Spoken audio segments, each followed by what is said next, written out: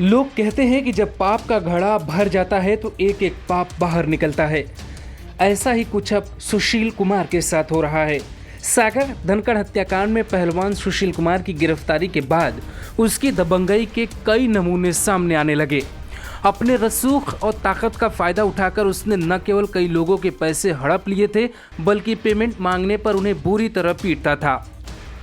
यानी जिन्हें हम आप टीवी पर देखते हैं वो कितने शातिर और बदमाश किस्म के लोग भी हो सकते हैं, इसका अंदाजा हमें आपको नहीं होता। छत्रसाल स्टेडियम में राशन देते थे सतीश गोयल, जिनको बुरी तरह पीटा है सुशील कुमार ने।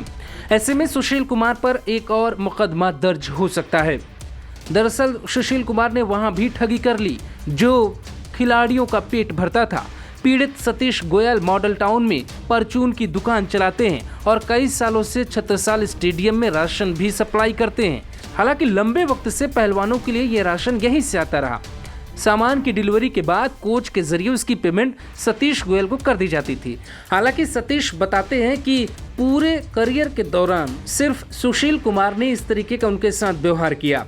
पिछले साल लॉकडाउन के दौरान वो अपना पैसा मांगने के लिए सुशील कुमार के पास पहुंचे, लेकिन सुशील कुमार ने पैसा देने के बजाय उनके कान के नीचे 4 तमाचे रख दिए, जिसके बाद निराश होकर वो स्टेडियम से बाहर आ गए।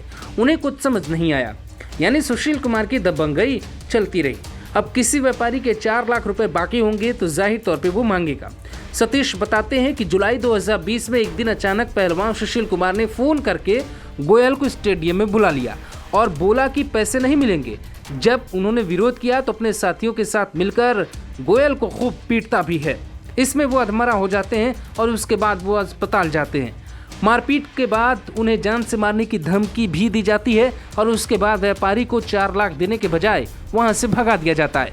सतीश गोयल ये भी बताते हैं कि इस घटना के बाद वो कई महीनों तक डर के साए में रहे और एक बार भी पेमेंट मांगने की हिम्मत नहीं की।